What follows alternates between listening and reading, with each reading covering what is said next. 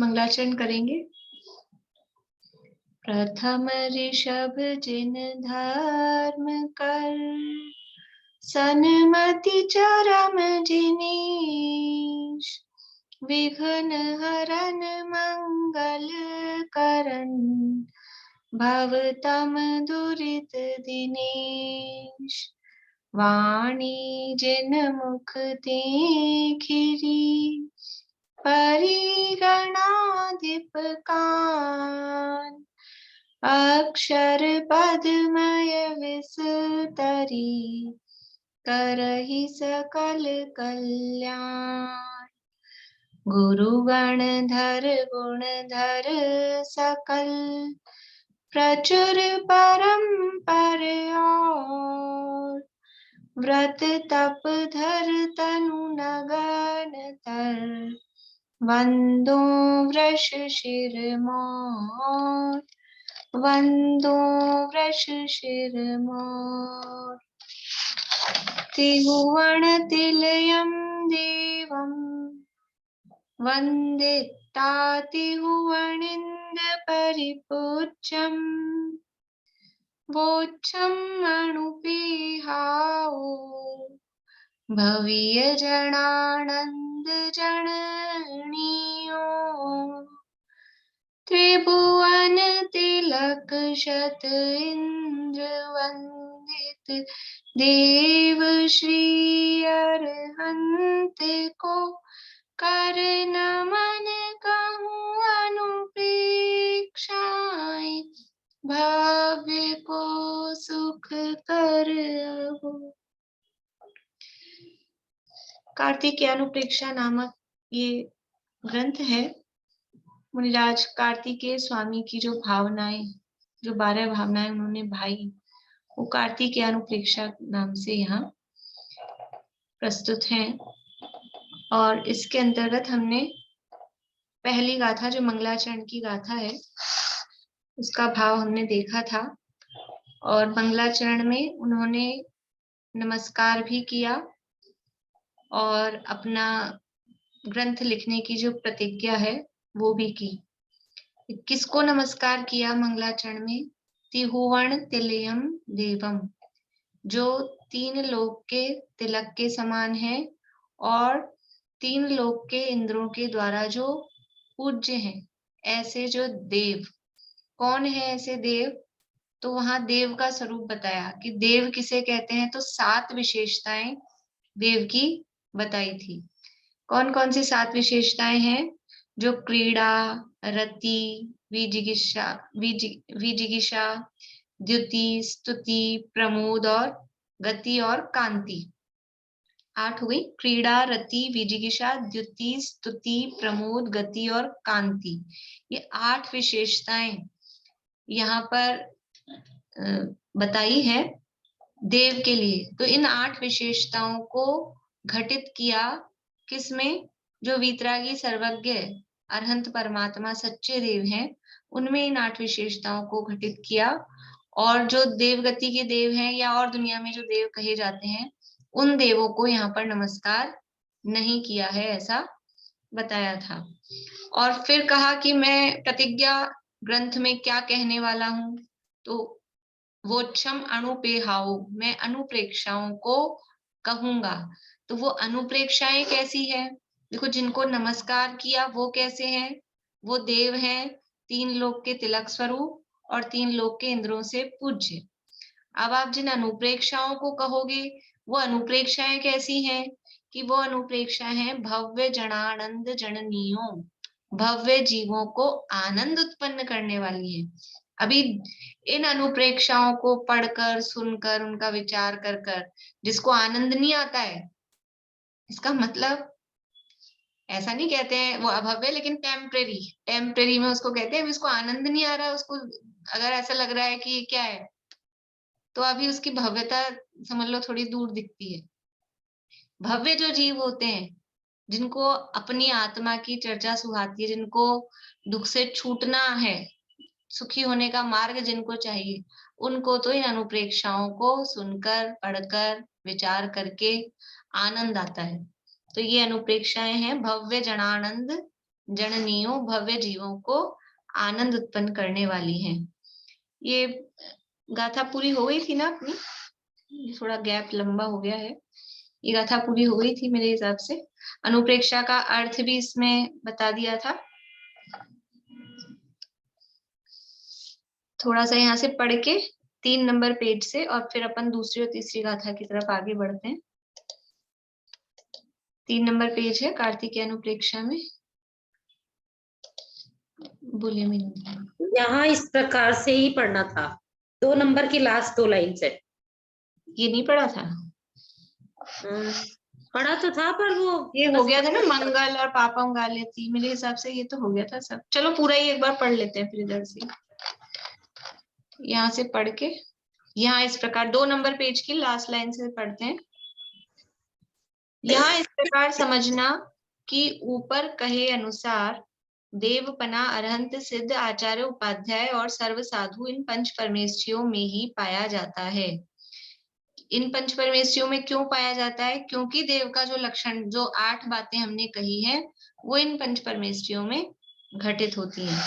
तो क्योंकि परम स्वात्म जनित आनंद सहित क्रीड़ा तथा कर्म कलंक को जीतने रूप विजिगिषा, स्वात्म जनित प्रकाश रूप द्युति, स्वस्वरूप की स्तुति, स्वरूप में परम प्रमोद, लोकालोक व्याप्त रूप गति, शुद्ध स्वरूप की प्रवृत्ति रूप कांति इत्यादि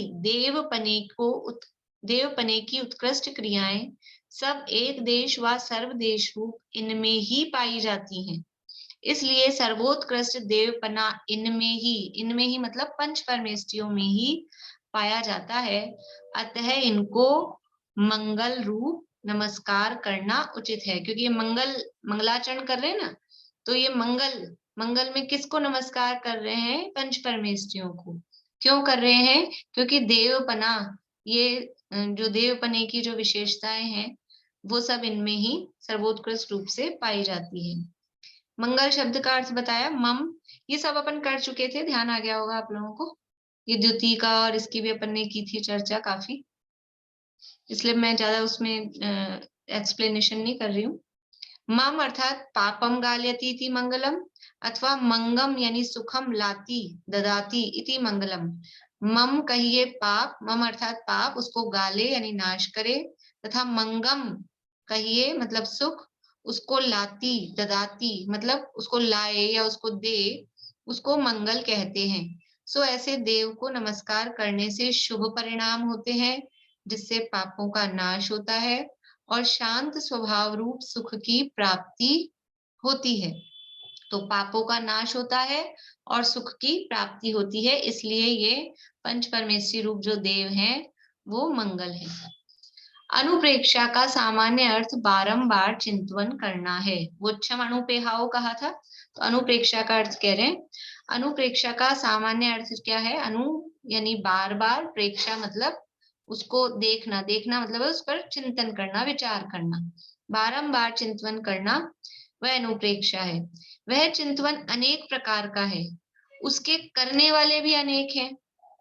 उनसे भिन्नता दिखाने के लिए, क्योंकि चिंतन तो कई प्रकार का हो सकता है, बार बार चिंतन करते ही हैं हम, दिन भर करते क्या है?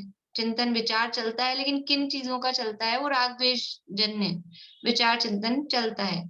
तो उनसे भिन्नता दिखाने के लिए भवीय जनानंद जननियो, भव्य जन आनंद जननी, ऐसा विशेषण दिया है कि और जो हम दिन भर चिंतन करते हैं, वो तो सब हमको समझ लो जितना विचार करते हैं अन्य अन्य बातों के संबंध में, तो दुख होता है, शोक होता है, कष्ट होता है, टेंशन हो जाती है। लेकिन ये जो अनुप्रेक्षाएं हैं, इनका जितना बारंबार विचार करते हैं, वो हमको आनंद उत्पन्न करता है, इसलिए ये ऐसा विशेषण दिया है। इसलिए मैं यानी स्वामी कार्तिकेय जिन भव्य जीवों के मोक्ष होना निकट आया हो, उनको आनंद उत्पन्न करने वाली ऐसी अनुप्रेक्षा कहूंगा। यहाँ अणुपेहाओ ऐसा बहुवचन रूप पद है। अणुपेहाओ ये बहुवचन रूप शब्द है, तो अनुप्रेक्षा बहुवचन क्यों कहा? वैसे अनुप्रेक्षा सामान्य चिंतन एक प्रकार का है, भी हम जो चिंतन कर रहे हैं वो एक प्रकार का है, लेकिन फिर भी उसमें अनेक 12 टाइप से कर रहे हैं ना। यद्यपि वो चिंतन वैराग्य रूप या वस्तु स्वरूप का चिंतन है, तो वो चिंतन तो एक ही प्रकार का है, लेकिन फिर भी उसको हम 12 टाइप से अनेक प्रकार से करते हैं, इसलिए यहाँ बहुवचन यूज में लिया है। अनुप्रेक्षा सामान्य चिंतवन एक प्रकार है, तो भी अनेक प्रकार हैं। भव्य जीवों को सुनते ही मोक्ष मार्ग में उत्साह उत्पन्न हो, ऐसा चिंतवन संक्षेप से 12 प्रकार का है। यानी और भी टाइप हो सकते हैं, लेकिन जो भी होंगे वो सब इन 12 में लगभग सब गर्भित हो गए हैं। जिन चिंतवन से भव्य जीवों को मोक्ष मार्ग में उत्साह आनंद उत्पन्न होता है, ऐसे ये 12 प्रकार के चिंतवन हैं। उनके नाम तथा भावना की प्रेरणा 2 गाथाओं में कहते हैं। अभी 2 गाथाओं में इनके नाम भी बता रहे हैं और इनको भाना चाहिए, ये यहाँ पर बता रहे हैं। गाथाएं मैं बोल रही हूँ, पीछे पाठ करेंगे।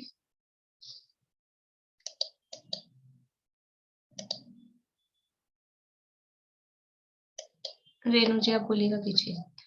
अध्रुव असरण भणिया, अध्रुव असरण भणिया, संसारा मेघ मण्डमसुवित्तम्, संसारामेघमण्डं सुवित्तम्, संसारा मेघ मण्डमसुवित्तम्, संसारामेघमण्डं सुवित्तम्, आसव संवरणामा, आसव संवरणामा, निज्जर लोयाणुपेहाओ, निज्जर लोयाणुपे हाओ, इय जानि ऊन भावः, ये जानि ऊन भावः, दुल्लह धम्मानुभावनानित्यम्, दुल्लह धम्मानुभावना नित्यम्, मनवयन काय शुद्धि, मनवयन काय शुद्धि, एदादस दोय भणियाहु, एदादस दोय भणियाहु। देखिए क्या कह रहे हैं, पहले तो थोड़ा सामान्य अर्थ देख लेते हैं फिर पाठ करेंगे। अध्रुव, अध्रुव यानी अध्रुव, नाम बता रहे हैं 12 भावनाओं के। तो पहली भावना का नाम है अध्रुव। हमको पहले से याद है 12 भावनाओं के नाम, किन किन को याद है? किन किन को याद नहीं है वो खड़े कर दें, क्योंकि याद करने वालों के तो ज्यादा होंगे। किन किन को याद नहीं है 12 भावनाओं के? पारुल, क्या बात है, पूरी तो 12 भावना याद की थी छेड़ाला की। चलो ट्राई कर लेना कि याद है कि नहीं है। पहली भावना का तो नाम याद है? पहली तो याद है, बोलो पहली कौन सी है? आशरण भावना। पहली अशरण है, गलत जवाब। सूची भावना। और भी गलत। चलिए बाकी तो सबको पता ही है पहली भावना कौन सी है। बोली कांता आंटी। अनित्य भावना। अनित्य भावना, जो हमको नाम याद है उनमें पहली भावना का नाम क्या है? अनित्य भावना। ठीक है, और यहाँ कह रहे हैं अध्रुव। ठीक है, अभी अपन चर्चा करेंगे। यहाँ तो दोनों एक अर्थ में ही है, तो यहाँ के हिसाब से पहला नाम दिया है अध्रुव, अध्रुव को ही अनित्य, दोनों एक अर्थ में भी यूज में लेते हैं, और कहीं कहीं समय सार में अध्रुव का अर्थ अलग और अनित्य का अर्थ अलग भी किया है, वो भी अपन देखेंगे। लेकिन यहाँ पर दोनों को सेम अर्थ में यूज में लिया है, अध्रुव मतलब अनित्य। तो पहली हो गई अध्रुव यानी अध्रुव भावना यानी अनित्य भावना। दूसरी असरण, असरण यानी अशरण भावना। ठीक है, भणिया, भणिया यानी कही गई है। संसार, संसारम, एगम, अन्नम, अस्वितम, ये 4 शब्द हैं। एक जो सेकंड पद है गाथा का, इसमें 4 शब्द हैं, संसारम, एगम, अन्नम, अस्वितम। जो म आ रहे हैं सब में, वो मैं हलंत वाले हैं, आधे में है। संसारम म पे या तो संसार रम पे अंकी मात्रा लगा सकते हैं या मैं हलंत वाला। तो संसारम यानी संसार, एगम, एगम यानी एकत्व भावना, ठीक है। तो संसार और एगम, संसारम एगम ये संधि होके हो गया संसार मेगम, ठीक है। इसके बाद में है अन्नम। अन्नम का मतलब है अन्यत्व भावना। अन्नम यानी अन्य, अन्य मतलब अन्यत्व, अन्नम अन्यत्व। और फिर असुइत्तम, असुइत्तम यानी अशुचित्व, यानी अशुचि भावना।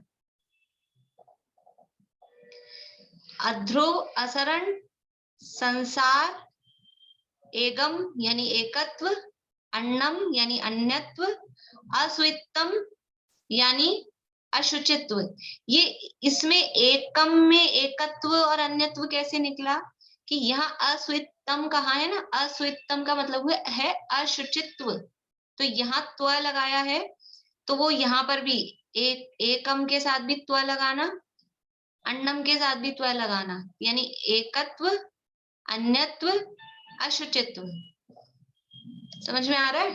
थोड़ी बहुत तो आप लोगों को आने लग गई होगी, ऐसी व्याकरण अपन इस तरह से पढ़ते हैं, इतने टाइम से पढ़ रहे हैं, थोड़ा बहुत समझ में आने लगा कि नहीं? मैं क्या बोर्ड नहीं ले रही हूँ, मेरे हाथ पे जोर पड़ता है, इसलिए आप लोग ऐसे ही कोशिश करिए, है ना। क्या क्या है? संसारम प्लस एकम प्लस अन्नम प्लस असुइत्तम। तो इन सब की संधि करेंगे, इस सबको जोड़ेंगे। तो जो आधा में है और उसके आगे वाला शब्द है, वो दोनों जुड़ जाएंगे। तो संसारम और एगम जुड़ के हो गया संसार मेगम, ठीक है। फिर वो मेगम में आधा में था और अन्नम का अ, तो वो आधा में और अ जुड़ के पूरा में बन गया मेगम म पूरा, ठीक है। इसके बाद में असुइत्तम था, उसके पहले आधा में था, तो वो म पूरा हो गया, एस गायब हो गया, असुइत्तम। बोलिए कांता आंटी क्या हुआ? चालू करिए आवाज, बोलिए। अन्नम का मतलब क्या हुआ? अन्नम यानी अन्यत्व, अन्यत्व, अन्यत्व भावना है ना। अच्छा, तो कितनी भावना हो गई? 6 भावना हो गई। अध्रुव, असरण, संसार, एकत्व, अन्यत्व और अशुचित्व, 6 हो गई। अगर किसी को भी आप लोगों को समझ में नहीं आया हो संधि विच्छेद, तो पूछ लीजिएगा। आगे आसव संवर नामा, आसव यानी आश्रव, संवर यानी संवर, ये नामा यानी उस नाम की, ठीक है। निज्जर यानी निर्जरा, और लोयाणुपेहाओ, लोय यानी लोक, और अणुपेहाओ, यहाँ भी संधि है, लोय अणुपेहाओ, तो ये बन गया लोयाणुपेहाओ, लोय अणुपेहाओ। तो लोक अनुप्रेक्षा यानी लोक भावना। कितनी हो गई? 6 ऊपर हो गई थी, 7, 8, 9 और 10, 10 हो गई एक गाथा में। अध्रुव, अशरण, संसार, एकत्व, अन्यत्व, अशुचित्व, आश्रव, संवर, निर्जरा, लोक, ठीक है। ये जानियूण, ये यानी इनको, जानियूण यानी जानो, इनको जानकर, फिर जानियूण मतलब जानकर, भावः, भाव है यानी भाव, किसको भाए? दुल्लह, दुल्लह यानी दुर्लभ भावना, ये भावना का नाम बता दिया। दुर्लभ भावना कौन सी है? बोधि दुर्लभ, ठीक है। इसमें यहाँ शॉर्ट में दुर्लभ लिखा है, तो बोधि दुर्लभ या धर्म दुर्लभ भी कहते हैं उसको। तो दुर्लभ और धम्म अणुभावना नित्यम, और अंतिम भावना बता दी धर्म। धम्म अणुभावना यानी धर्म की भावना, और नित्यम यानी नित्य इनको भाव। ये जानियूं इनको जानकर, नित्यम अनुभावना, नित्य इनकी अनुभावना करो, और भाव किसकी? दुर्लभ यानी बोधि दुर्लभ और धर्म भावना की, ठीक है। अभी शब्द देख लीजिए, फिर अर्थ अपन जोड़ेंगे। मन वयन काय शुद्धि, मन वयन काय शुद्धि यानी मन शुद्धि, वचन शुद्धि और काय शुद्धि। मन, वचन और काय को शुद्ध करके। इनको भाव कैसे भाव? मन, वयन, काय शुद्धि, यानी मन, वचन, काय की शुद्धि पूर्वक। मन की भी शुद्धि हो, वचनों की भी शुद्धि हो, अशुद्ध उच्चारण नहीं हो। वचन की शुद्धि का क्या मतलब है? कि हम शुद्ध उच्चारण करें।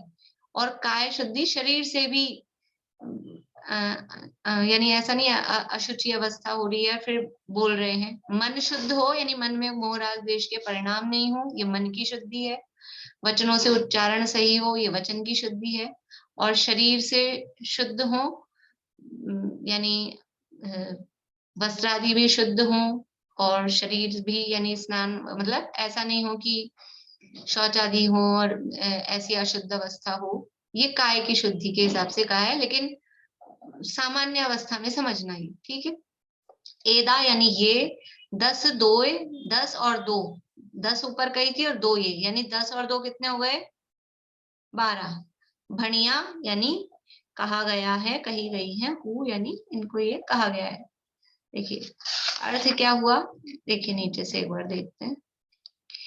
एदा, एदा लास्ट में आया था। एदा यानी ये, अध्रुव अनित्य, अशरण संसार, एकत्व अन्यत्व, अशुचि, आश्रव संवरण, निर्जरा, लोक अनुप्रेक्षाएं और बोधि दुर्लभ और धर्म, ये 12 भावना कही गई है।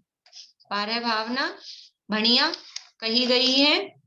ये जानियून, इन्हें जानकर, मन वयन काय शुद्धि, मन वचन काय को शुद्ध करके, नित्यम यानी निरंतर, नित्यम यानी निरंतर, और भावः, भावः यानी भावो, इनको निरंतर भावो। ठीक है, ये शब्दार्थ हुआ है, सरल है। एक किस शब्द का नहीं आया, बोलिए रेणु जी। मैम ये ना संसारा मेघ मंडम मंडम स्वीतम, इसका एक बार प्रोनाउंस कीजिए ना, और इसका एक बार संधि विच्छेद भी वापस बता दीजिए। संसार, संसारम बता रही हूँ संधि विच्छेद। संसारम एगम अन्नम अस्वितम।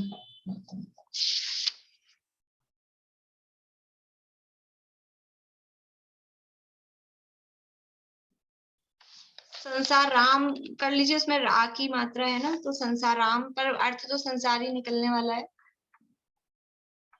एगम अन्नम अस्वितम।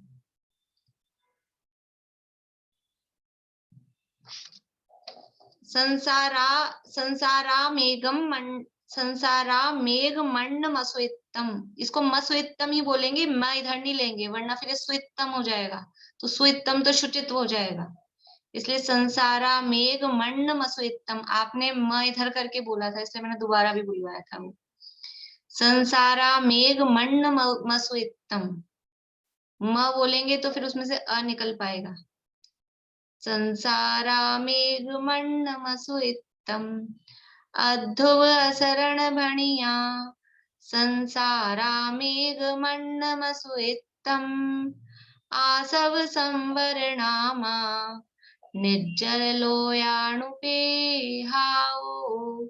इय जानियूण भावः, दुल्लह धम्मानुभावना नित्यम, मन वयन काय शुद्धि, एदादस दोय भणियाहु, भावना 12 ध्रुव अशरण तथा संसार है, एकत्व अरु अन्यत्व अशुचि, आसरव संबर कहे, निर्जरारु लोक दुर्लभ, बोधि धर्म सुजानिए, कर शुद्ध मन वच काय, ये सब भावनाएं भाई।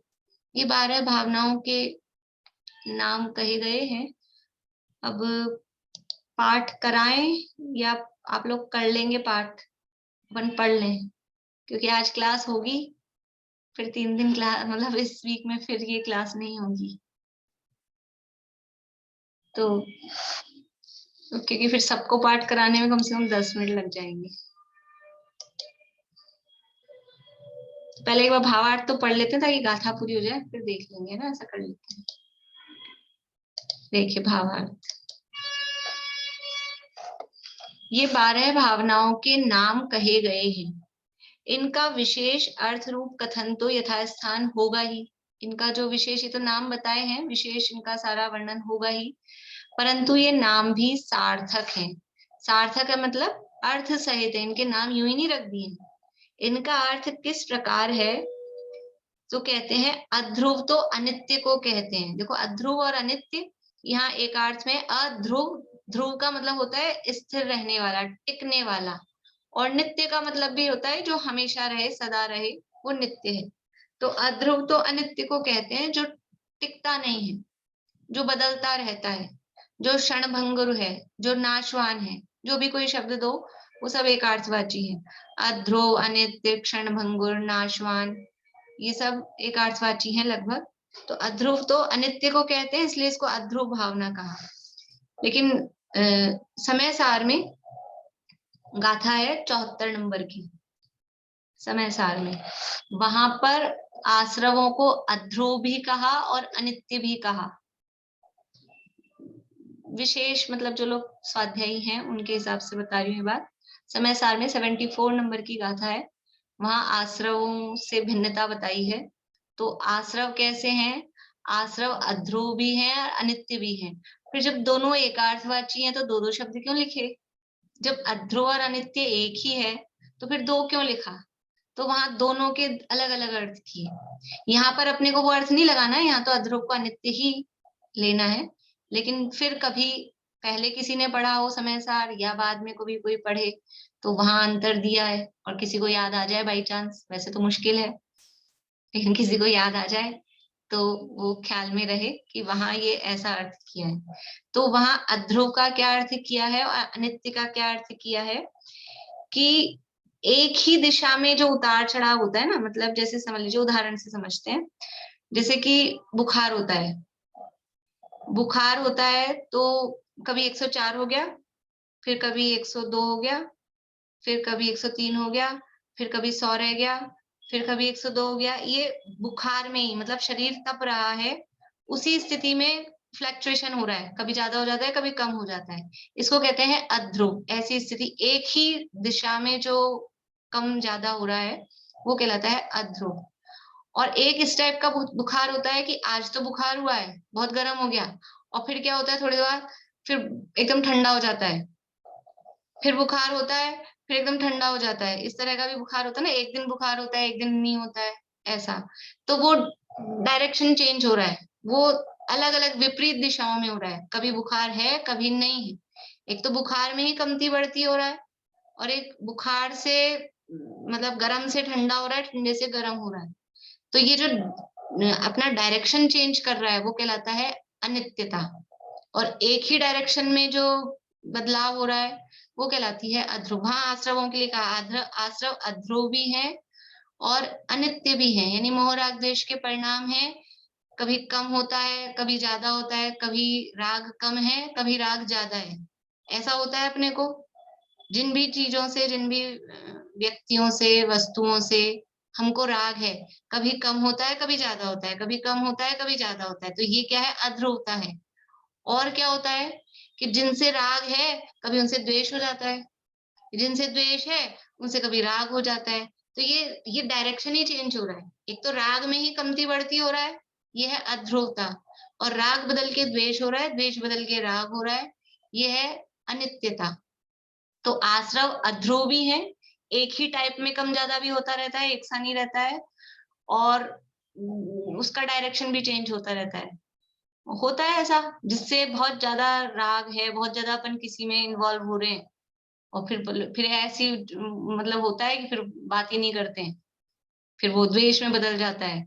और कभी किसी से बहुत द्वेष था, फिर ऐसा कुछ होता है कि बहुत राग, ऐसा बोलते हैं ना, फिर घुटने लग जाती है।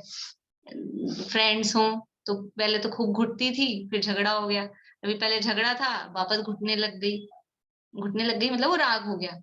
तो ये ऐसा चेंज भी होता है, तो ये अनित्यता भी है। आश्रव अध्रुव भी है, अनित्य भी है। तो वहां ऐसा अध्रुव अनित्य में अंतर किया है, पर यहाँ सामान्य रूप से अध्रुव का मतलब तो भाव तो वही है कि स्थिर नहीं रह रहा। यहाँ भावना में वो बात नहीं बतानी, भावना में तो ये बताना है कि स्थिरता नहीं है। अध्रुव में भी अस्थिरता है, अनित्य में भी अस्थिरता है, इसलिए दोनों को एक अर्थ में यूज लिया है। तो चाहे अध्रुव भावना कहें चाहे अनित्य भावना कहें, कुंद आचार्य की द्वादशानुप्रेक्षा है, उन्होंने भी वहां अध्रुव शब्द लिया है अनित्य भावना के लिए। तो यहाँ पर वो एक अर्थवाची है। तो वहां तो आश्रव को अध्रुव भी कहा, अनित्य भी कहा। और आश्रव अध्रुव अनित्य है मोहराग देश के परिणाम। तो कौन ध्रुव है कौन नित्य है, उसके सामने खड़ा किया आत्मा को। आश्रव के सामने संवर को नहीं खड़ा किया, क्योंकि संवर भी तो अध्रुव है, वो भी तो पर्याय है। इसलिए आश्रव के सामने आत्मा को खड़ा किया कि आत्मा ध्रुव है, जो आत्म द्रव्य है, निज शुद्धात्म द्रव्य है, वो ध्रुव है, वो नित्य है। और आश्रव है वो पर्याय रूप है, पर्याय रूप तत्व है, इसलिए वो अध्रुव है, अनित्य है। ऐसा वहां पर और विशेष आप लोगों को जिनको जिज्ञासा हो, समय सार की 74 नंबर की गाथा में वहां पे आप देखना। तो ये 12 भावनाओं में पहली भावना का नाम है अध्रुव। अध्रुव भावना या अनित्य भावना। अनित्य तो हमको याद है ही, अभी हम कार्तिकेय अनुप्रेक्षा पढ़ रहे हैं और यहाँ पे शब्द दिया है अध्रुव, तो हम कोशिश करेंगे अध्रुव भावना बोलने की। ठीक है, अध्रुव अनुप्रेक्षा। फिर दूसरा है जहां कोई शरण नहीं सो अशरण। इनके नामों की सार्थकता बता रहे हैं, ये नाम सार्थक क्यों है, अशरण भावना का नाम अशरण क्यों दिया। देखो अध्रुव भावना में क्या बताया जाता है, अपन पहले भी 12 भावनाओं की चर्चा छड़ाला में भी देख के आ चुके हैं, तत्वार्थ सूत्र में अभी 9वें अध्याय में पढ़ी थी, और कभी कभी प्रसंग बनते हैं तो 12 भावनाओं की चर्चा होती है। तो जो अध्रुव या अनित्य भावना है उसमें संयोगों की और पर्यायों की अनित्यता को, क्षणभंगुरता को बताया जाता है कि जितने भी संयोग हैं और जितनी भी पर्याय हैं वो सब नाशवान है, कोई भी स्थिर नहीं रहेगा। तो जब ये विचार उसमें किया जाता है तो जीव को सबसे पहला क्या लगता है कि नहीं, किसी के शरण में जाके बचा लेंगे थोड़ा बहुत। तो दूसरी भावना खड़ी होती है अशरण भावना, कि ये क्षणभंगुर है, संयोग और पर्याय क्षणभंगुर है, नाशवान है, और दुनिया में किसी की भी शरण में जाकर यानी इनको बचाने में कोई भी समर्थ नहीं है। 12 भावनाओं में ऐसा आता है, मणि मंत्र तंत्र बहु होई, मरते न बचावे कोई। कोई शरण नहीं है, मृग जो हरि काल दलेते, छड़ाला में इस तरह का दिया। तो कोई हिरण को जिस शेर ने दबोच लिया है उसको कौन बचा सकता है, तो कोई भी शरणभूत नहीं है। तो अशरण मतलब कोई शरण नहीं है किसी के। ये अपन ने जब वहां पढ़े थे ना 12 भावनाएं, तो अशरण के 2 तरह से अर्थ किए थे, याद है किसी को? 9वें अध्याय में जब 12 भावनाएं पढ़ी थी, याद है किसी को?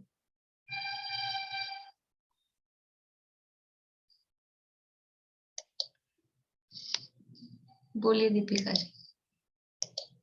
ना तो मैं किसी की शरण में, मतलब ना तो मैं किसी की शरण में जा सकता हूँ, ना कोई मेरी शरण में आ सकता है, मतलब कोई किसी का कुछ नहीं कर सकता। ठीक है ये बात, लेकिन उसको दूसरी तरह से कहा था। देखिए आशरण का मतलब है 2 तरह से। बात किस पे चल रही है, ये बात जितनी भी संयोग है और जितने भी पर्याय हैं, तो जितने भी संयोग हैं और जितनी भी पर्याय हैं वो मेरे लिए शरणभूत नहीं है, इसलिए वो संयोग और पर्याय अशरण है। ठीक है, मेरे लिए जितने भी संयोग हैं जितनी भी पर्याय हैं वो कोई मुझे शरण नहीं दे सकते, मुझे बचा नहीं सकते, इसलिए वो मेरे लिए अशरण है। बात वही है पर उसको उससे जोड़ना है। और दूसरी तरफ से कि ये जो संयोग और पर्याय हैं ये अशरण है, इनके लिए कोई शरण नहीं है, इनको किसी की शरण में जाकर बचाया नहीं जा सकता। समझ में आया? पहले में तो ये जो संयोग और पर्याय हैं हम सोच रहे हैं ये मेरे लिए शरणभूत हैं, तो ये मेरे लिए शरणभूत नहीं है इसलिए अशरण है, ऐसा विचार करना। और दूसरे में हम इन संयोग और पर्यायों को बचाना चाह रहे हैं, तो ये संयोग और पर्याय भी, इनके लिए भी कोई दूसरा शरण नहीं है, ये कोई भी इनको नहीं बचा सकता, इसलिए ये संयोग और पर्याय भी अशरण है। ठीक है, तो एक अपनी तरफ से अशरण था इन संयोगों की, ये संयोग अशरण है, और दूसरा इन संयोगों के लिए सारी दुनिया वो अशरण है। तो ऐसा ये कोई शरण नहीं है, ऐसा ये अशरण भावना में बताया है। ठीक है, सब कुछ नाशवान है, अनित्य है, और अब किसी की शरण में बचाया भी नहीं जा सकता है, तो फिर क्या करें? जब तक ये हैं, ये संयोग, ये पर्याय, तब तक तो हम सुख भोग लें इनसे, ऐसा लगता है ना। ठीक है, खत्म तो हो गई, अब जब तक है तब तक तो काम में ले लें, तब तक तो मजा कर लें इससे। तो कहा, तीसरी भावना खड़ी हुई संसार भावना, और उसमें कहा गया कि संसार में कहीं भी सुख नहीं है, संसार असार है। तो वो संसार परिभ्रमण रूप है, तो यहाँ का भ्रमण को संसार, भ्रमण को संसार कहा है कि चार गति में जो परिभ्रमण होता रहता है, वो परिभ्रमण है, उसमें सुख नहीं होता, परिभ्रमण में कभी भी सुख नहीं होता। हम सब अनुभूत हैं इस बात के कि हम घर से बाहर जाते हैं तो भले ही ये सोच के जाते हैं और ये मानते हैं कि आनंद आता है, आनंद आएगा, लेकिन फिर भी घर आके जो है ऐसे शांति की सांस लेते हैं, वो घर तो घर ही होता है, परिभ्रमण में आनंद नहीं होता। कुछ लोग दूसरों को देख के रहे तो कितने मजे में है, घूमते ही रहते हैं इधर से उधर, इधर से उधर, एक घूमने में आनंद नहीं है, एक अपने स्थिर रहने में, उसमें शांति रहती है। तो संसार है परिभ्रमण का नाम, और संसार है वो दुख रूपी है, संसार दुख रूपी है, ऐसा संसार भावना में कहा। तो फिर जीव क्या सोचता है कि अच्छा दुख है तो फिर हम मिल बांट के भोग लेंगे, हमारे घर परिवार में अच्छा एकत्व है, सब अच्छा एक दूसरे का सहयोग करते हैं, तो जो भी होगा हम मिल बांट के भोग लेंगे। तो अगली भावना एकत्व, एकत्व में क्या कह रहे हैं? जहां कोई दूसरा नहीं सो एकत्व, कि ये जो सुख दुख है ये खुद को अकेले ही भोगने पड़ेंगे। सुख तो कहने के लिए लगा रखा है शब्द, वास्तव में दुख ही दुख है, और ये खुद को ही भोगने पड़ते हैं।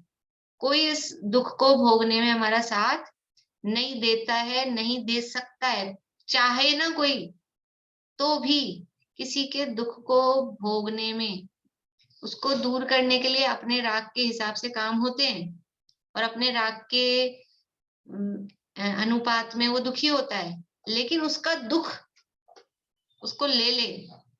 बच्चे के पेट में दर्द हो रहा है, माँ सोचे कि इसका दुख मैं ले लूं, तो क्या वो उसका पेट का दर्द निकाल के अपने में कर सकती है? ऐसे नहीं हो सकता है। तो वो जो भी संसार में जो भी दुख है वो खुद को ही भोगना पड़ता है, वो एकत्व भावना, और कोई दूसरा उसको नहीं बांट सकता है, नहीं भोग सकता है, सब मुझसे भिन्न है, ऐसा अन्यत्व भावना। तो जहां कोई दूसरा नहीं सो एकत्व, और जहां सबसे भिन्नता सो अन्यत्व। फिर ये सब बात हुई तो फिर लगा कि ठीक है, ये बाहर वाले माता पिता पत्नी पति बच्चे ये अलग हैं, ये शरीर तो मेरा है ना, ये तो अपने साथ देगा ना, ये तो अपना है ना।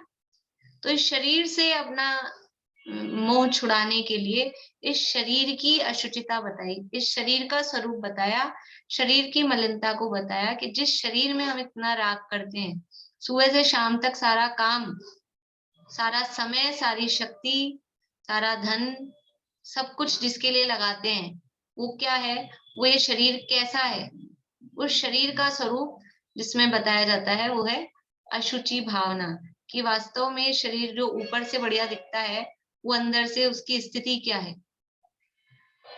यानी पता नहीं चलता है कि अभी देखो बाहर से ऐसा बहुत सारे केस अपने को मतलब इसमें आजकल कोई वो नहीं है कि आश्चर्य हो कि कोई अच्छा भला व्यक्ति दिख रहा है, अपने को लगता है आज तो मिले थे, कल तो मिले थे, और अभी थोड़ी देर बाद ही, एक दो दिन बाद ही किसी के भी आजकल ये सुनने को मिलता है, किसी के भी अटैक आ गया, किसी के भी पैरालिसिस हो गया, किसी के भी बीपी हाई हो गया, तो जो भी कुछ समस्याएं, मतलब ये क्या स्थिति है शरीर की? बाहर से अच्छा अच्छा बढ़िया दिख रहा है, अच्छा भला दिख रहा है, और कुछ भी होता है। कितना शरीर कितना अनित्य है, कितना क्षणभंगुर नाशवान है। और ये तो शरीर की स्थिति है, ये जो ज्ञान भी अभी दिख रहा है ना, ये ज्ञान भी तो अपना मतलब क्षेयोपम ज्ञान है ना, ये किराए का ज्ञान है, कर्म के क्षेयोपम जन्य है। देखो ज्ञान आत्मा का स्वभाव है, लेकिन अभी हमको जितना ज्ञान है वो सब तो अभी कर्म के निमित्त से ही है ना, जितना कर्म का शोभशम, अभी निमित्त की तरफ से बात कर रहे हैं। तो ये कब कर्म का उदय बदल जाए, और उसमें बाहरी साधन बहुत सारे होते हैं काम में, एक जरा सी नस दब जाए और ये ज्ञान कहाँ चला जाए, 1 मिनट में सब, मतलब वो इस तरह के होते हैं ना, बहुत ऐसे केस दिखते हैं कि वो बीपी हाई हुआ तो क्लॉट जम गया सिर में। अब क्लॉट जम गया तो फिर क्या होता है, सिर, सारा संबंध ब्रेन से रहता है ना, तो वो आदमी अपनी याददाश्त भूल सकता है, कि लोगों को नहीं पहचान सकता है, कि बहकी बहकी बातें कर सकता है। खूब अच्छा ज्ञान था और 1 मिनट में ये हुआ। अभी क्या है, ये शरीर की स्थिति है। वहां तो अशुचि भावना में तो दूसरी तरह से अशुचिता बताई जाती है, मलमूत्र, मांस की थैली, ये इस तरह की कस वसादित्य मैली। लेकिन वैसे भी हम देखें कि हम क्या तो शरीर पे घमंड करें, सुंदरता पे, सुंदरता भी 1 मिनट में रफू चक्कर हो जाती है। जरा सा बड़ा सुंदर दिख रहा है और वो सुंदर एक कुछ हुआ और चेहरे के सब बदल जाती है स्थितियां। तो सुंदरता भी नहीं रहती, ना रूप का अभिमान है, ना ये क्षणिक ज्ञान का कुछ अभिमान है, कि जिस क्षणिक ज्ञान पे हम खुद के या दूसरे के ज्ञान पे मोहित हो। इसलिए स्वभाव वो आश्रय करने योग्य है। ये औदैहिक भाव है, शैवशम कर्म जनित जो भी भाव है, वो आश्रय करने योग्य नहीं है, क्योंकि हम उनका आश्रय करने जाएंगे तो वो तो टिकते ही नहीं है, वो स्थिर रहने वाले ही नहीं है। जो भी कर्म के उदयजन्य परिस्थितियां हैं, कि शैवशम से जो भी परिस्थितियां हो रही हैं, वो तो बदल जाने वाली है। इसलिए स्वभाव की दृष्टि की बात कही जाती है। तो शरीर की जो अशुचिता है उसको अशुचि भावना में बताया जाता है। फिर आश्रव, आश्रव भावना में कर्म के आने को आश्रव यानी आना, तो कर्म के आने को आश्रव कहते हैं, इसलिए उसका नाम आश्रव भावना। वो डिटेल में चर्चा तो आगे करेंगे ही, यहाँ तो शॉर्ट में बता रहे हैं। देखो जो अपनी वो चल रहा था ना, मतलब एक क्रम जैसा, इनमें क्रमिक विकास है 12 भावनाओं में। अपन ने शुरू से चर्चा की कि सारे संयोग और पर्यायों को अनित्य कहा, क्षणभंगुर कहा, तो फिर उसको बचाने का विचार आता है तो अशरण कहा, फिर उसमें से सुख भोगने का विचार आता है तो संसार भावना में सबको दुख रूप कहा। फिर सोचा कि मिल बांट के भोग लेंगे, तो कहा कि सब तुम अकेले ही भोगोगे और सब अन्य है, सब भिन्न है। और ये शरीर भी कैसा मलिन है, उसकी स्थिति इस अशुचि भावना में बताई। तो फिर ऐसा विचार आता है, अच्छा शरीर मलिन है, मैं तो साफ सुथरा बढ़िया हूं ना, मैं जीव तो बिल्कुल बढ़िया, दूध का धुला, यही है गंदा शरीर तो फिर कहा कि नहीं, तेरे में भी मलिनता है। कौन सी मलिनता है, कि आश्रव भाव, मोह राग द्वेष के भाव, ये आत्मा की मलिनता है। इस आत्मा की मलिनता का विचार, शरीर की मलिनता का विचार किया, शरीर से राग छूटा, तो अब ये जो वास्तव में गंदगी क्या है अपने अंदर, कि ये जो मेरे मोह राग द्वेष के जो क्रोध मान माया लोभ छल कपट इच्छाएं, ये जो मेरे परिणाम होते हैं, घमंड के, ईर्ष्या के, ये जो परिणाम होते हैं, ये वास्तव में गंदगी है। तो आश्रव भावना में आत्मा की अशुचिता का विचार किया जाता है। अशुचि भावना में तो शरीर की अशुचिता का विचार किया जाता है, और आश्रव भावना में आत्मा की अशुचिता, मतलब जो अभी पर्याय में जो स्थिति है, मोह राग द्वेष के भाव जीव में होते हैं, आत्मा में होते हैं, उसका विचार किया जाता है, तो वो आश्रव भावना। फिर ये आश्रव कैसे रुके, तो कर्मों के आने को रोके वो संवर, इन मोह राग द्वेष भावों को किस प्रकार से रोका जाए, ये संवर भावना में विचार किया जाता है। और कर्म का झरना सो निर्जरा, फिर उनको नाश करने का उपाय का विचार, वो निर्जरा भावना। जिसमें 6 द्रव्य पाए जाए सो लोक, लोक किसे कहते हैं, कि जहाँ 6 द्रव्य पाए जाते हैं उसे लोक कहते हैं। तो ऐसा वो लोक का स्वरूप भी अपन करेंगे तब चर्चा। 3 तरह से लोक का स्वरूप ध्यान है किसी को, 3 तरह से लोक का स्वरूप, बोलो पारुल। भाभी एक तो ये पूरा 3 लोक जो अपन रचना पढ़ते, एक में आत्मा पूरा, मतलब आत्मा में ही पूरा लोक था, और एक और लोक याद नहीं। चलिए बोलिए सुमन जी। एक ये षट द्रव्यमयी जो लोक है, षड द्रव्यात्मक लोक, तीन तरह से लोक का स्वरूप होता है। एक तो भौगोलिक स्वरूप, ऊर्ध्व मध्य अधोलोक स्वरूप, वो लोक का स्वरूप का विचार। दूसरा है षड द्रव्यात्मक लोक, 6 द्रव्य से बना हुआ है ना, 6 द्रव्य, जहाँ 6 द्रव्य पाए जाते हैं उसको लोक कहते हैं, तो षड द्रव्यात्मक लोक। और तीसरा है चैतन्य लोक, जिसमें झलकते लोक सब वह आत्मा ही लोक है। ये 6 द्रव्य, ये ऊर्ध्व मध्य अधोलोक कहाँ दिखाई दे रहे हैं, कहाँ जानने में आ रहे हैं? जिस चैतन्य स्वरूप आत्मा में जानने में आ रहे हैं, वो चैतन्य ही वास्तव में लोक है। ऐसे 3 तरह से लोक के स्वरूप का विचार वो लोक भावना के अंतर्गत किया जाता है। फिर दुर्लभ भावना। दुर्लभ भावना, तो जो अति कठिनता से प्राप्त हो वो दुर्लभ है। इन्होंने नाम ही दुर्लभ भावना दिया है। उसको अपन क्लियरिफिकेशन, मतलब हमको अच्छे से समझ में आ जाए इसलिए उसके आगे बोधि लगा देते हैं। तो दुर्लभ भावना में दुर्लभता का विचार किया जाता है। लेकिन क्या है दुर्लभ? आईफोन दुर्लभ है कि बहुत आराम से मिलता है, हर के हाथ में वही दिखता है, वो क्या दुर्लभ है? तो फिर क्या दुर्लभ है दुनिया में कि और जो भी चीजें हों, रुपया पैसा धन दौलत, वो तो कुछ वैल्यू ही नहीं रही आजकल। ऊंचे ऊंचे पद वो भी मिल जाते हैं। क्या दुर्लभ है कि बोधि। बोधि का मतलब है रत्नत्रय, सम्यक दर्शन, सम्यक ज्ञान, सम्यक चारित्र, वो दुर्लभ है। तो अति कठिनता से जो प्राप्त हो, ये भाई कठिन कब कहलाता है? जो चीज आज तक प्राप्त नहीं हो रही वो कठिन है। जो यूं ही मिलती रहती है, मिली छूटी मिली छूटी मिल जाती है, उसको वो दुर्लभ कही जाती है। ये तो अपने रोज का ही काम है खूब। अभी समझ लो अभी सर्दी के सीजन में मटर दुर्लभ है कि रोज ही मटर बनते रहते हैं, परेशान हो जाते हैं मटर खा खा के।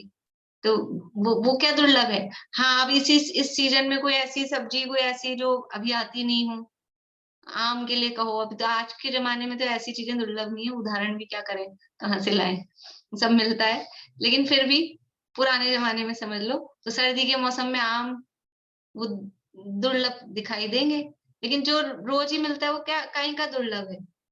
तो यहाँ ये और सारी संसारिक जो भी विषय भोग की सामग्री है, वो तो अनंत बार मिली है, अनंत बार छूटी है, वो कुछ दुर्लभ नहीं है। लेकिन आज तक क्या प्राप्त नहीं किया? ये रत्नत्रय। कैसे कह सकते हो आप कि दिख रहा है ना यहाँ बैठे संसार में? अगर रत्नत्रय मिला होता तो यहाँ थोड़ा ना रहते संसार में, फिर तो पहुंच गए होते अब तक। इसका मतलब है कि वो दुर्लभ है। तो ऐसे रत्नत्रय की दुर्लभता का विचार, वो बोधि दुर्लभ भावना। और फिर धर्म भावना कि संसार से उद्धार करे। अभी अपन धर्म की परिभाषा पढ़ के आए हैं रत्नगन शावकाचार्य में। कर्मों का नाश करे, दुख से निकाल कर उत्तम सुख में पहुंचा दे। ये संसार का से उद्धार समझते ना, वहां से निकाल के अपने को बढ़िया काम हो जाए, दुखों से निकाल के सुख में पहुंचा दे, उसका नाम है उद्धार। कोई समझ लो बहुत गरीब व्यक्ति हो, तो उसको रुपया पैसा धन संपत्ति की प्राप्ति हो गई, तो बोलते इसका उद्धार हो गया। मतलब वो दुखी था गरीबी के कारण, और अब आर्थिक स्थिति अच्छी हो गई तो वो सुखी हो गया। तो यहाँ संसार में दुखी थे, कर्मों से बंधे हुए थे, और वहां धर्म धारण किया, धर्म को जीवन में अपनाया, तो इस संसार से छूटकर और मोक्ष सुख में जाकर पहुंच गए। तो जो संसार से उद्धार करे, वो वस्तु स्वरूपाधिक वो धर्म है, जो वस्तु का स्वरूप है। जो वस्तु जैसी है उसको वैसा जानना, मानना, वैसा स्वीकार करना, इसका नाम धर्म है। वस्तु का स्वरूप तो धर्म है ही, लेकिन अपने लिए धर्म कब है कि हम उसको वैसा जाने, वैसा माने और वैसा ही जीवन में अपनाएं, तो वो हमारे लिए धर्म होता है। हर वस्तु में धर्म है, हर वस्तु अनंत धर्मात्मक है, मुझ में भी है, लेकिन उसको मानना, उसको पहचानना, उसको स्वीकार करना, उसका नाम वो धर्म, जीवन में प्रकट होने वाला धर्म। तो ऐसा विचार करना, ये धर्म भावना। इस तरह से ये शॉर्ट में समझ लीजिए। अभी तो यहाँ क्योंकि अब पूरा ग्रंथ ही उसके लिए है, तो पूरे ग्रंथ में वो वर्णन चलने वाला है 12 भावनाओं का। कुछ भावनाओं को शॉर्ट में करेंगे और कुछ काफी डिटेल में है, तो वो अपन देखेंगे पूरा। इस तरह से ये 12 भावनाओं के नाम और हम इनको किस तरह से इनको भाएं, उसकी प्रेरणा की मन वचन काया की शुद्धि पूर्वक और नित्य, ये 2 बातें इन्होंने कही। ये 12 भावनाओं को भाएं तो मन वचन काया की शुद्धि पूर्वक, और नित्य भाना है। नित्य का मतलब रोज, तो रोज का मतलब क्या है? रोज का मतलब हमेशा, हमेशा भाएं। 12 भावनाओं का चिंतन, यानी अपने को अगर हम दुखों से छूटना चाहते हैं, हम समझ लो आध्यात्मिक हैं, तो हमको ऐसे अवसर देखने चाहिए कि कब हमको ये चिंतन करने का मौका मिल जाए। घटनाएं तो होती हैं जगत में और सबके लिए एक सी होती है, न्यूज़पेपर आते हैं और भी आसपास में अपने समझ लो संबंधियों में घटनाएं होती रहती है कुछ ना कुछ। तो उन घटनाओं को पढ़कर, देखकर, सुनकर हम क्या विचार करते हैं? हम अपने वैराग्य को पुष्ट कर सकते हैं, संसार के स्वरूप का चिंतन कर सकते हैं, ये कैसा संसार है।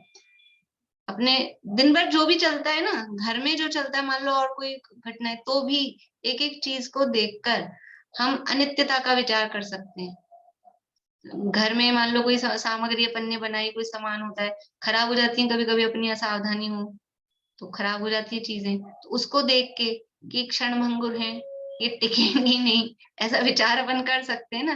कि ये अपन सोचते हैं कि अपन ने बना ली तो चलती रहेगी चीजें, सबकी एक लिमिटेशन है ना, खराब हो जाती हैं टाइम से उनको खत्म नहीं करो तो ये सब रोज नित्य, नित्य का बता रहे हैं। नित्य कैसे उसका विचार करें कि हर व्यक्ति को, वस्तु को, घटना को, परिस्थिति को देखकर इनका नित्य विचार करना चाहिए। मन वचन काया की शुद्धि पूर्वक, मुख्य है इसमें मन की शुद्धि, कि मन में कोई राग द्वेष के परिणाम न हो, निश्चल भावना से, निष्कपट भावना से इन 12 भावनाओं का विचार हम करें। तो अब पाठ कर लेते हैं और फिर है ना, मैं एक चौथी गाथा और बुलवा लेती हूँ आप लोगों से, तो आप लोगों को थोड़ा सा याद करने के लिए काम हो जाएगा। अभी तो याद ही करने का काम है खाली। तो ये एक गाथा और बुलवा लेती हूँ, तो तीनों गाथाएं फिर इकट्ठी, और आप लोग याद करें। देखिए चौथी गाथा बहुत अच्छी गाथा है। कुछ गाथाएं तो मतलब हो ही जानी चाहिए, ये बहुत ही अच्छी गाथा है। देखिए चौथी गाथा। जम किंचि वियुपन्नम, बोलिए सुमन जी। जं किंचि वियुपन्नम तस्य विनाशो हवे नियमेण, तस्य विनाशो हवे नियमेन परिणाम स्वरूपेण वि, परिणामस्वरूपेण नय किंचि विशासयम् अत्थि, नय किंचि विशासयम् अत्थि नय किंचि विशासयम् अत्थि। नय किंचि विशासयम् अत्थि। जम किंचि भी उपपन्नम, जो कुछ भी, किंचि भी किंचित अपि, कुछ भी, उपपन्नम उत्पन्न होता है, तस्य विनाशो उसका विनाश, हवे होता है, नियमेन नियम से, जो कुछ भी उत्पन्न होता है उसका विनाश नियम से होता है। परिणाम स्वरूपेण भी, परिणाम स्वरूप से, स्वरूपेण भी यानी उस भी अपि, परिणाम स्वरूप से भी, नय किंचिवी सासयम अत्थि, न यानी नहीं है, किंचिवी यानी कुछ भी, किंचित कुछ भी, सासयम यानी शाश्वत यानी हमेशा रहने वाला, अत्थि यानी है, यानी जो कुछ भी उत्पन्न होता है, उत्पन्न हुआ है, उसका नियम से नाश होता है। परिणाम स्वरूप से यानी उसके परिणाम, परिणाम पने यानी परिणमन पने की तरफ से देखेंगे तो कुछ भी शाश्वत नहीं है, कुछ भी नित्य नहीं है। बस सामान्य अर्थ अभी मैंने बताया है, बाकी चर्चा अपन बाद में करेंगे, केवल आप लोगों को सामान्य अर्थ हो जाए याद करने के लिए। अब ये 3 गाथाएं हैं, आप लोगों को कुछ पूछना है? नीलम भाभी बोलिए। क्या अभी आप जा रहे हैं, इंदौर जा रहे हैं? हाँ, मैं इंदौर जाऊंगी आज शाम को, तो 27 को मतलब 27 को मॉर्निंग में आ जाऊंगी, तो 27 से क्लासेस वापस रहेंगी। ठीक, थैंक यू। आज शाम की मोक्षण प्रकाशक की क्लास भी नहीं होगी, कि शाम को 7 बजे की ट्रेन है फिर। ये बोलिए। एक बार चौथी वाली गाथा और बोल दीजिए, और ये किस हाँ। भाषा में लिखी, ये किस भाषा में है ये गाथा? प्राकृत। प्राकृत गाथा का मतलब ही गाथा प्राकृत में कही जाती है। अच्छा, संस्कृत में श्लोक कहे जाते हैं, हिंदी में दोहा कहते हैं। हाँ। तो गाथा वर्ड ही अपने आप में प्राकृत को बता रहा है, हाँ, प्राकृत भाषा में। प्राकृत में न शब्द बहुत बार यूज में न, आता है। हाँ। देखिए मैं तीनों गाथाएं बोल रही हूँ, फिर आप लोगों को पाठ करना है।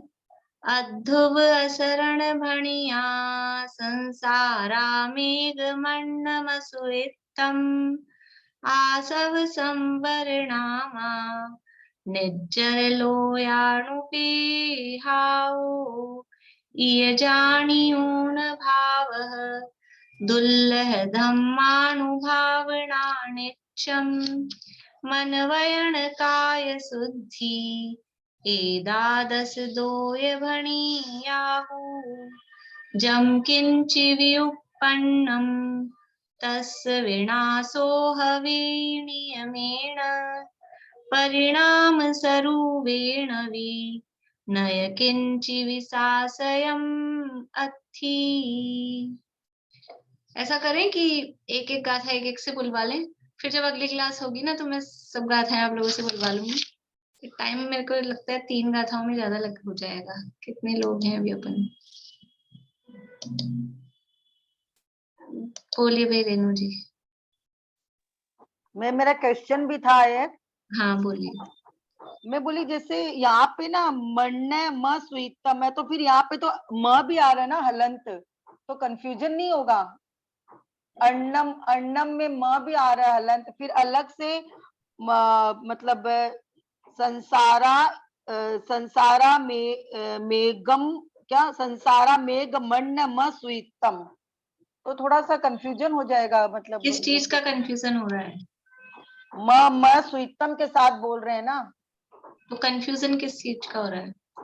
मतलब अन्नम है ना वहां पे, अन्नम तो म अन्नम में भी म हलंत आ रहा है संधि विच्छेद करने से।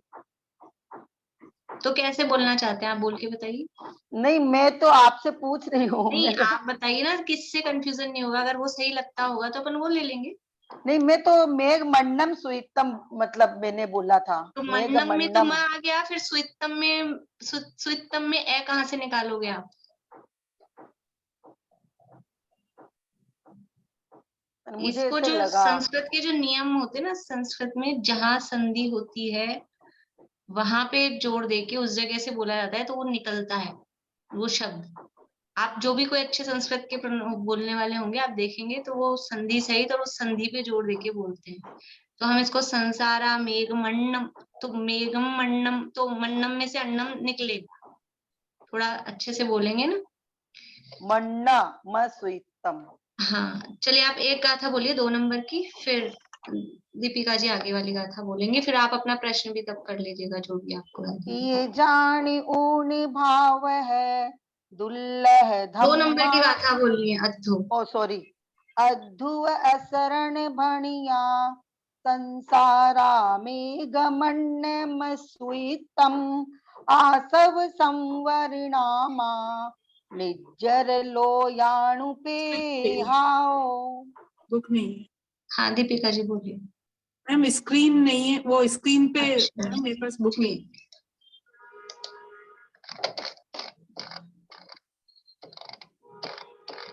बोलिए 3 नंबर की गाथा। इय जाण्यूण भाव है दुल्लह धम्मानुभावनानित्यम वयन काय शुद्धि एदादस दोय भणियाहु। जं किंचि विउप्पणं तस्य विनाशो हवेय नियमेन परिणामस्वरूपेण विनय किंचि विशासयम् अत्थि। अधुव असरण भणिया संसारा मेघ मन्नमा स्वीतम आसव संवरणामा नेचर लोयाणु पे हाओ।